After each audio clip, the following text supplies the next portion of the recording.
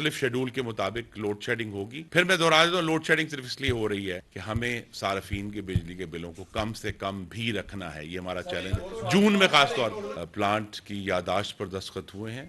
जो Chinese company है वो इस पर $3.5 अरब की सरमायाकारी पाकिस्तान में करेंगे और पाकिस्तान में न्यूक्लियर के फ़रोग के लिए, हमारे न्यूक्लियर टेक्नोलॉजी के इस्तेमाल में गहराई लाने के लिए ये प्लांट जो है वो बहुत हमारे लिए कारआमद होगा। इससे पाकिस्तान और चीन के ताल्लुकात में भी मज़ीद गहराई आई है और जो 2018 से 22 तक हम कह सकते हैं कि गरीब दुश्मन, तरक्की दुश्मन और सीपैक दुश्मन हुकूमत के जो असरात हैं वो तकरीबन हमने ज़ाइल कर दिए हैं। चीन के साथ इस पूरा साल में जो ताल्लुकात में बेहतरी आई है, मुआशी ताल्लुकात में भी और टेक्नोलॉजी के ताल्लुकात में भी, तो ये भी इसकी एक जहत है कि ये इस बात को ज़ाहिर कर रहा है कि पाकिस्तान और चीन के ताल्लुकात अब उसी नहज के करीब आ चुके हैं जहां मोहम्मद नवाज शरीफ ने 2017 में इनको छोड़ा था। तो ये पाकिस्तान के लिए एक बहुत अच्छी खबर है। ये जो न्यूक्लियर प्लांट है ये इस वक्त जदीद तरीन जो टेक्नोलॉजी है उस पर उसकी बुनियाद होगी और ये चूँकि पिछले जो K2 K3 हैं उनसे 100 मेगावाट ज़्यादा है, तो ये पाकिस्तान में जौहरी बिजली बनाने का सबसे बड़ा इंशाल्लाह प्लांट होगा जो न्यूक्लियर से बिजली पैदा करेगा। और इंशाल्लाह न्यूक्लियर में की जो बिजली है वो सस्ती बिजली है, वो तेल के मुकाबले में, डीजल के मुकाबले में, फर्नेस ऑयल के मुकाबले में, इम्पोर्टेड LNG के मुकाबले में भी ये हमारे लिए एक बहुत ही फीजिबल प्रोजेक्ट है।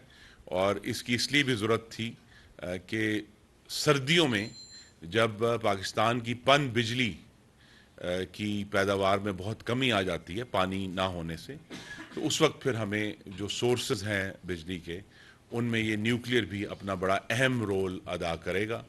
और अल्हम्दुलिल्लाह जो K2 K3 हैं वो कराची में है, ये चश्मा पे होगा, तो इससे हमारी जो लोकेशन की डाइवर्सिटी है, जहाँ हम चाहते हैं कि हमारे मुख्तलिफ जो प्लांट हैं वो मुल्क के मुख्तलिफ इलाकों में हो ताकि अगर किसी एक जगह बहरान आता है तो वो पूरे मुल्क तक ना फैले, तो वो ये भी इसलिए इसको चश्मा में पहले भी 4 छोटे साइज़ के न्यूक्लियर प्लांट मौजूद हैं, जिनमें से एक का इफ्तिताह मियां नवाज शरीफ ने दिसंबर 2016 में किया था। लेकिन अल्हम्दुलिल्लाह ये एक बड़ी पेशरफ्त है जो इस हफ्ते हुई है।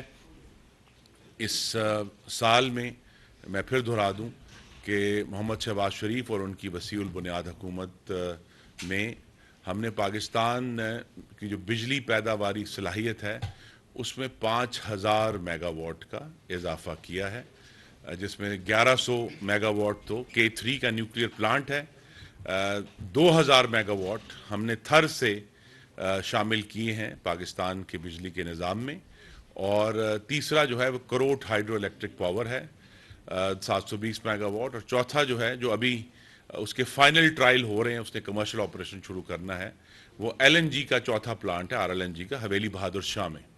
तो ये 4 प्लांट जो हैं 5000 मेगावाट हमने सिस्टम में ऐड कर दिए हैं, और ये भी इनमें से हवेली बहादुर, ये सारे वो प्लांट हैं जिनका संगे बुनियाद मोहम्मद नवाज शरीफ और मुस्लिम लीग नून के पिछले दौर में 2013 से 18 तक रखा गया था, और ये तातुल का शिकार हुए उस गरीब दुश्मन सीपैक दुश्मन हुकूमत में।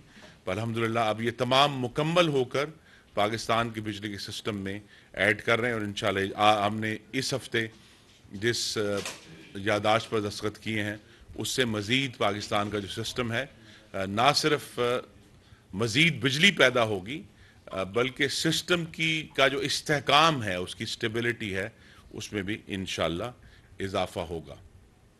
और दूसरी जो ख़बर है वो ये है कि 2 दिन पहले वज़ारत तवानाई की तरफ से जो हमारी तमाम डिस्ट्रीब्यूशन कंपनीज़ हैं उनके बोर्ड्स को ये तजवीज़ और हिदायत कर दी गई है कि बोर्ड्स अपने मुलाजमीन को 1 से 15 स्केल के मुलाजमीन को एक बुनियादी तनख्वाह तक का जो कारकर्दगी बोनस है वो दे सकते हैं। तो लिहाजा मेरे साथ चेयरमैन गैपको भी मौजूद हैं, दूसरे भी बोर्ड्स हैं, तो ये मुलाजमीन के लिए एक और खुशखबरी है। इससे पहले उन्हें जो سرکاری ملازموں کی تنخواہ میں 35% کا اضافہ کیا گیا تھا، وہ یہ خوشخبری بھی میاں شہباز شریف دے چکے ہیں. تو انشاءاللہ ملازمین کو اپنی کارکردگی کی بنیاد پر یہ ایک بنیادی تنخواہ تک کا، اس سے کم بھی ہو سکتا ہے اگر ان کی کارکردگی اچھی نہیں ہے، کا بونس ملے گا. اور یہ اس لیے دیا جا رہا ہے کہ ڈسٹریبیوشن کمپنی نے خاص طور پہ جو گوجرانوالا، لاہور، ملتان اور فیصل آباد اور سکھر، ان چاروں کمپنیوں نے ایک مثالی طور پر قومی کاوش کا حصہ بنتے ہوئے ان سب کمپنیوں کے 2000 اہلکار سندھ کے ساحلی علاقوں تک پہنچے تاکہ وہ جو سائیکلونی طوفان تھا بیپر جوائے اس سے نمٹ سکیں. تو میں خود بھی وہاں وزیر اعظم کی ہدایت پر گیا ہوا تھا. میں جھمپیر بھی گیا، حیدرآباد بھی گیا، اور پھر جو پاکستان کا آخری بڑا گرڈ سٹیشن ہے میرپور ساکرو، جو گھارو کے قریب ہے، گھارو اور ٹھٹھا کے قریب ہے، تو وہاں جا کے ہم نے جو تمام تیاری کے جو اس وقت مراحل تھے ان کو دیکھا اور مجھے بڑی خوشی ہوئی. وہاں میرپور ساکرو میں ملتان الیکٹرک پاور کمپنی کے 300 اہلکار جو ہیں وہ موجود تھے، ان سے بھی ملاقات ہوئی.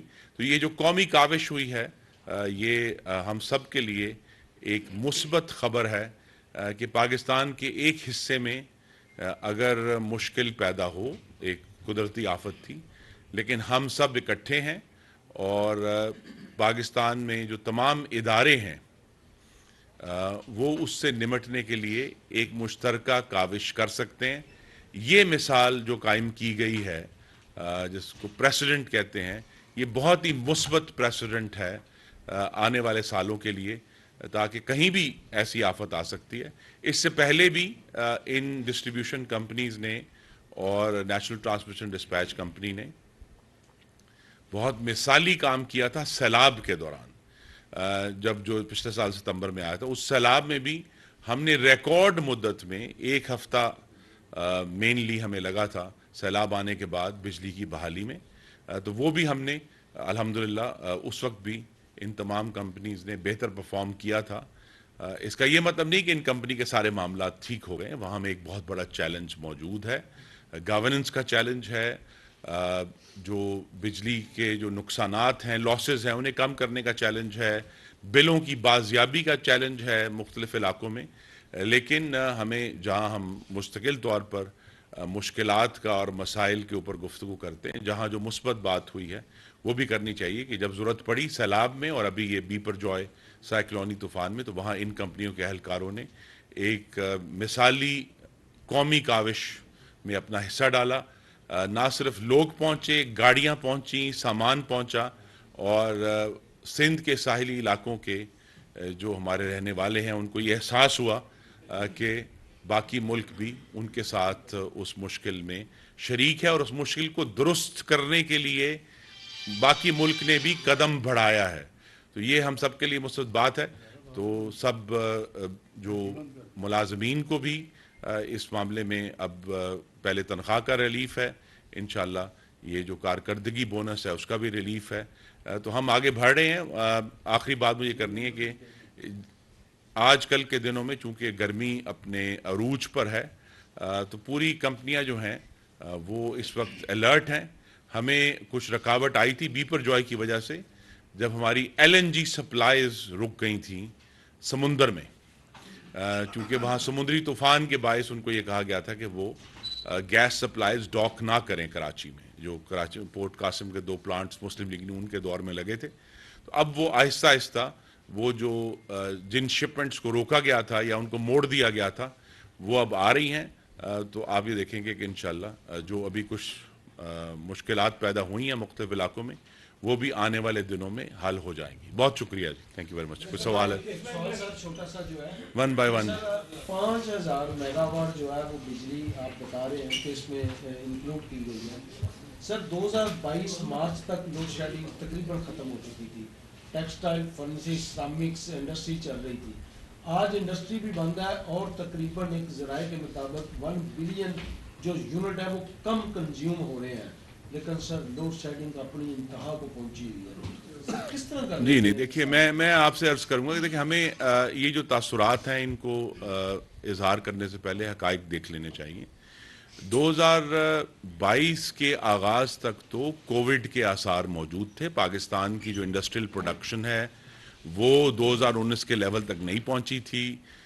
یہ جو پوری ڈیمانڈ ہے پاکستان کی جسے ہم کہتے ہیں کہ وہ دبی ہوئی سپریس ڈیمانڈ تھی, وہ بالآخر جو موسم گرما تھا 2022 کا اس میں ظاہر ہوئی, جس میں پاکستان کی تاریخ کی سب سے زیادہ ڈیمانڈ ابھی تک جو ہم نے دیکھی ہے 30 جون 2022 کو 30,005 میگا واٹ کی ڈیمانڈ تھی پاکستان میں. تو لہٰذا وہ جو سپریس ڈیمانڈ تھی جس کی وجہ سے ہم کہتے ہیں کہ بجلی کے حالات بہتر ہو گئے ہیں. حالات تو یہ تھے کہ پھر انہوں نے کووڈ کی وجہ سے جو فیکٹریاں بند ہوئیں, مارکیٹیں بند ہوئیں بہت عرصہ, وہ اس کی وجہ سے ضرور ریلیف تھا عام لوگوں کو, لیکن اب جب کہ مکمل طور پہ الحمدللہ اکانومی کی جو فنکشننگ ہے وہ بحال ہو چکی ہے, تو یہ ایک چیلنج ہے. لیکن میں پھر آپ کے سامنے دہرا دیتا ہوں, ہمارے پاس مہنگی بجلی بنانے کے ذرائع موجود ہیں, وہ پرانے ہیں, وہ تیل سے چلتے ہیں, اور جن کو استعمال کرنا صارفین کے بل بڑھانے کے مترادف ہے. تو لہٰذا ہماری ایک متوازی کوشش ہوتی, پیرلل ایفرٹ ہے کہ ہم نے زیادہ سے زیادہ بجلی بھی فراہم کرنی ہے, لیکن صارفین کو فیول پرائس ایڈجسٹمنٹ سے بھی بچانا ہے, جس کی وجہ سے پچھلے سال بہت مسائل پیدا ہوئے تھے. اور ابھی بھی آپ کے ہم حقائق جو ہیں ان کو ہم ویریفائی بھی کر لیتے ہیں کہ جی کیا انڈسٹری میں لوڈ شیڈنگ ہو رہی ہے نہیں ہو رہی ہے. ابھی تک تو انڈسٹری کو بجلی کی مکمل جو سپلائی ہے وہ بحال ہے. شہروں میں بھی بجلی کی سپلائی کی صورتحال بہتر ہے, لیکن شہروں سے باہر جو ہے وہ مختلف شیڈول کے مطابق لوڈ شیڈنگ ہوگی. پھر میں دہرا دیتا ہوں, لوڈ شیڈنگ صرف اس لیے ہو رہی ہے کہ ہمیں صارفین کے بجلی کے بلوں کو کم سے کم بھی رکھنا ہے. یہ ہمارا چیلنج ہے جون میں خاص طور پر.